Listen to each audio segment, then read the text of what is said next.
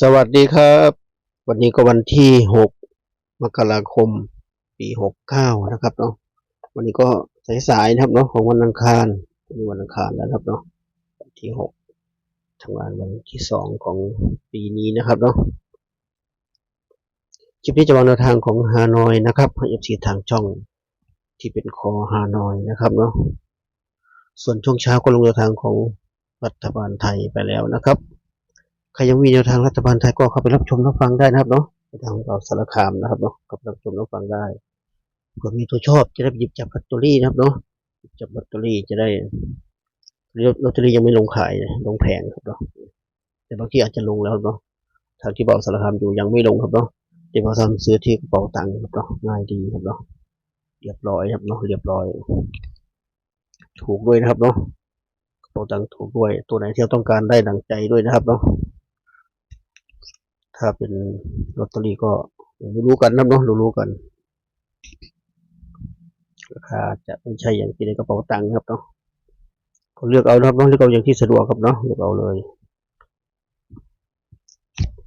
ทางเบาสารคามลงไปแล้วนะครับเนาะรัฐบาลไทยใครยังไม่มีก็เข้าไปรับชมรับฟังได้นะครับถ้ายังไม่เห็น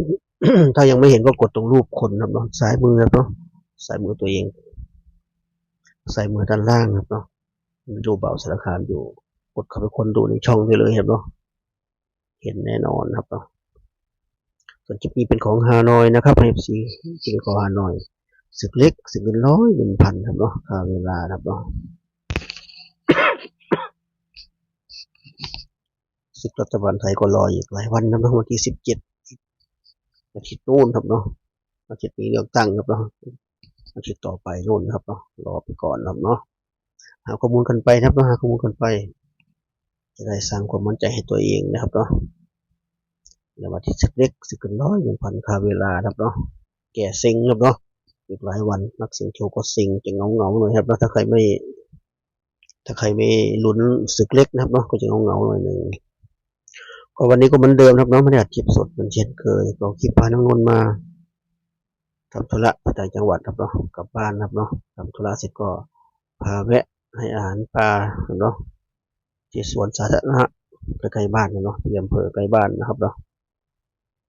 ตรงคันน้ำตรง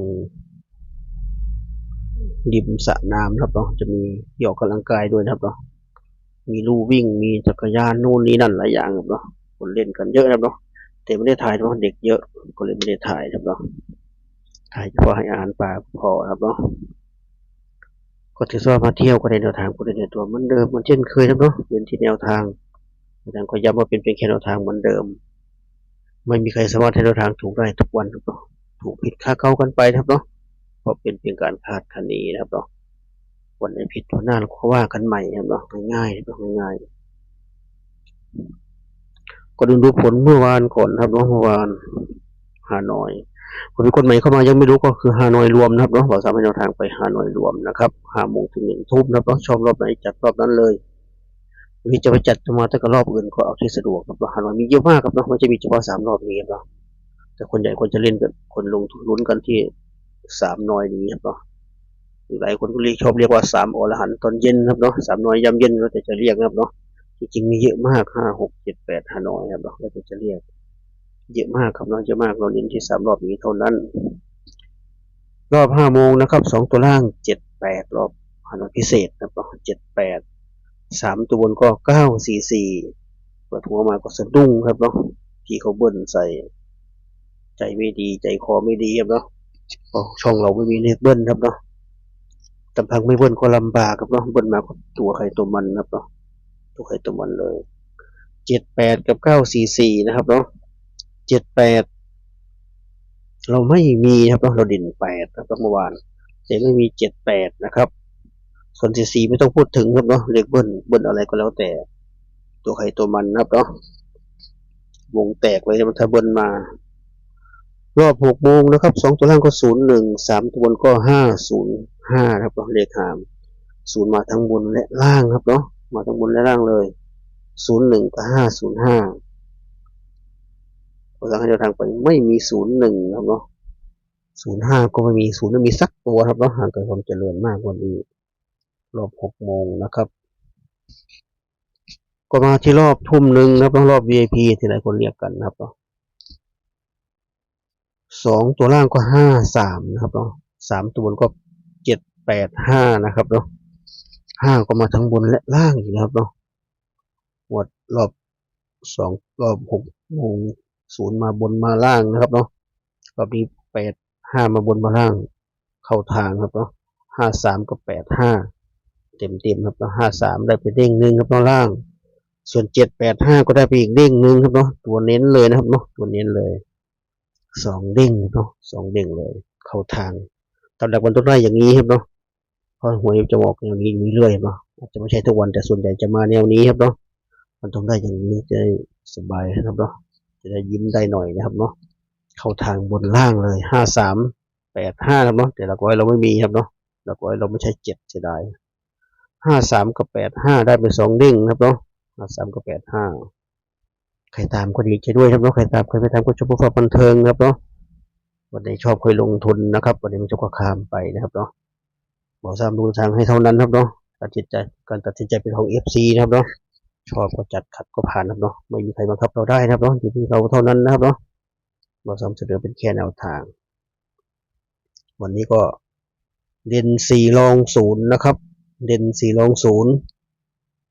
จับคู่ให้ก็20 40 42 43 45 50 52 53ทวนอีกครั้งนะครับฮานอยวันนี้เด่น4รอง0นะครับจับคู่20 40 42 43 45 50 52 53นะครับ8คู่ก็ให้เน้นไปที่50 40 45นะครับ50 40 45 3คู่นี้ชอบที่สุดนะครับชอบที่สุด3คู่นี้ชอบหมดครับเนาะชอบสุดคือ3คู่นี้ทำเองชอบเองครับเนาะก็มาที่ชุด3ตัวครับเนาะมีลุ้น4ชุดเหมือนเดิมวันนี้มี250 240 245 243นะครับ4ชุดนะครับ4ชุดนี้เน้นไปที่250 240 245นะครับเน้นไป3ชุดเดียวกันนะครับชุด2ตัวกับชุด3ตัวชุดเน้นนะครับเนาะเพียงแค่มีหลักร้อยเพิ่มเข้ามาเฉยๆครับเนาะลองดูครับเนาะ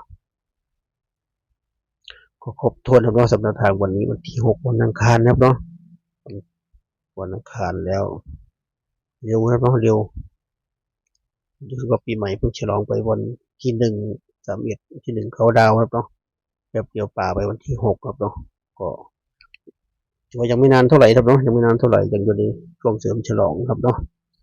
ฝากไว้คลิปนี้นะครับเจอคลิปหน้านะครับเนาะคลิปนี้ก็สวัสดีครับ